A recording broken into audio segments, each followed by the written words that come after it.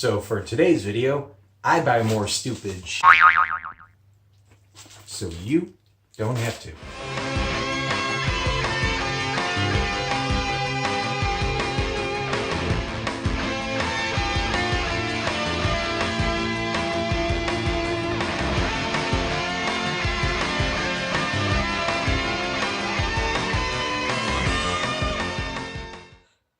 So let's get started here. Got my package here from Amazon and my tasty beverage. Let's see what's inside.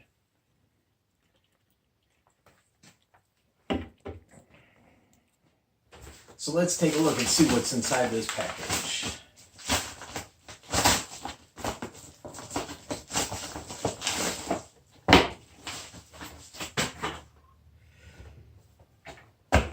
Inside we have the cheapest car stereo on Amazon.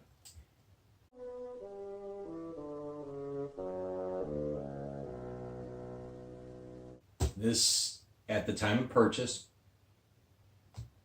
local listings may vary, was $10.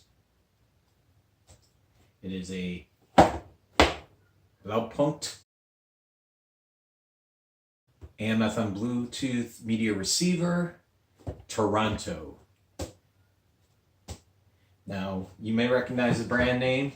This is not the same company from, the 80s and 90s that had the higher end car stereo equipment.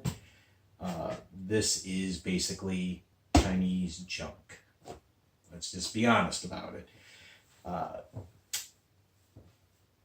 Company used to be owned by Bosch. It was sold off back in 2009, basically to brand squatters. If you're not familiar with what brand squatters are, they take companies that are in liquidation, buy up the brand name, and usually license it out to mostly Chinese companies to manufacture products using that name. You probably heard of some companies that have had this happen to them: Circuit City, Coleco, Iowa, various companies, some with pretty good levels of success, some with not so good levels of success of getting product to market. So anyway, Blaupunkt was originally owned by Bosch, sold off in 2009, changed hands multiple times until it was liquidated in 2016. Right now it is owned by a company named GIP Development, which stands for Global Intellectual Property Development. So this is not the same Blaupunkt that you grew up on. That being said, for $10, let's give it a shot and see what we got here. All right, so when we open up the box, inside of it, there's not a whole lot. It's got your instruction manual, cables, and it looks like a remote control. And then this, which really looks to be not much bigger than what would used to be just the faceplate on the car.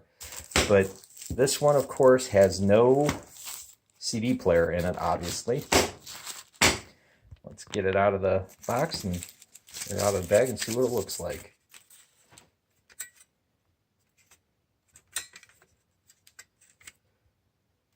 And that's pretty much it.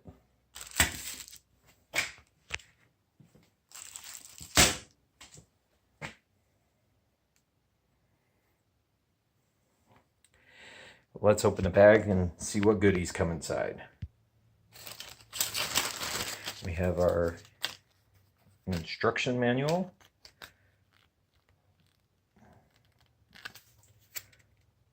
manufacturer's warranty card,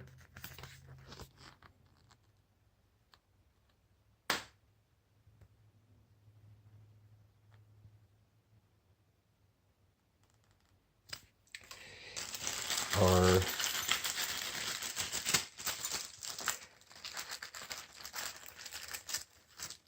cable to connect to the vehicle, wireless remote, and your removers, the things you stick in that lock it into place and unlock it. So it's pretty standard, pretty basic packaging. On a side note, I really hate that Amazon sends these things out in bubble wrap because the boxes always get damaged. You can see this one's kind of bumped out. Not a big deal on a $10 car stereo, but if you're dealing with a, $500 boxed video game system that you want to keep the box in mint condition, a little bit of a problem. Anyhow, I have a adapter piece that we're going to wire up, and we're going to hook this up to my truck and see what it sounds like. Okay, so I got the radio installed, well, not really installed, but hooked up into the truck. Obviously, the truck is a dual DIN. This is only a single DIN, so why don't we just go ahead and turn it on and see what happens.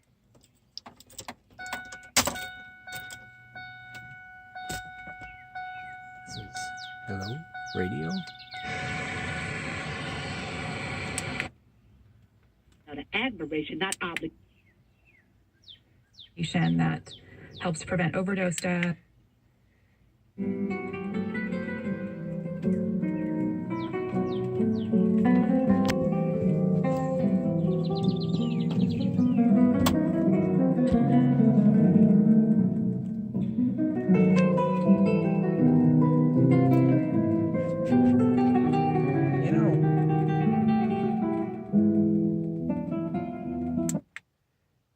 It's got an AUX, Bluetooth, and then a radio mode.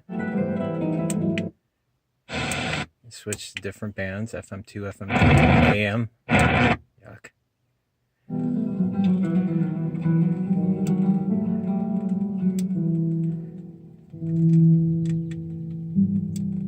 Bass.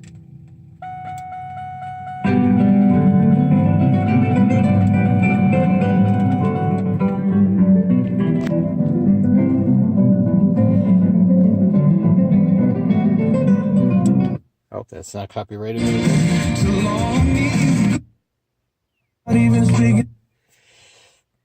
Actually, it doesn't sound too bad.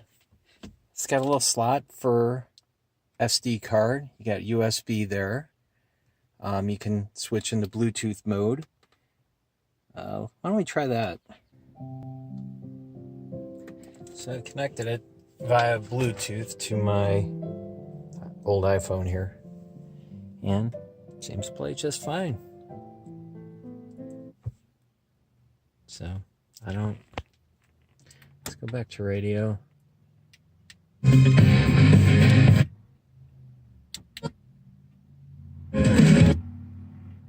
an erratic Trump, and he's blossoming bromance will in some way in your current tax rate, counting on it being lower than your tax rate in retirement, 30 or 40.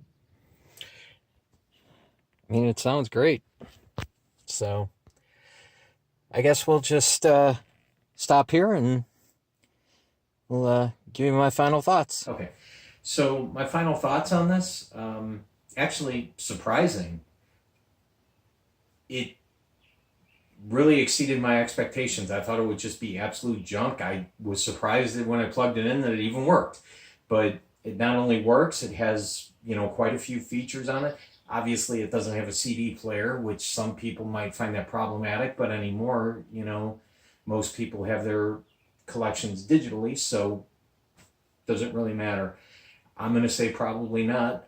For the price, I say you can't beat it. I mean, just $10 might be a little bit higher. The price seems to fluctuate a little bit, goes anywhere between $10 to $20 depending on the day of the week and the seller that you're getting it from. So would I recommend it?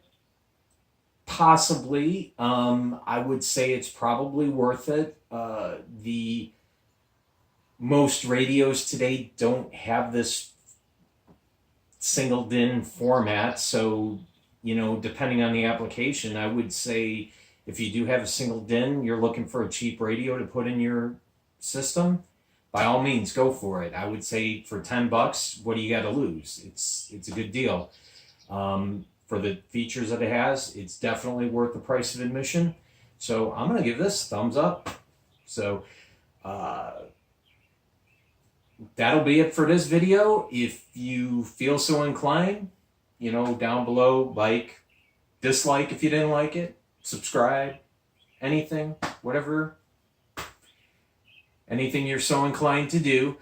But that's it. So we'll see you on the next one.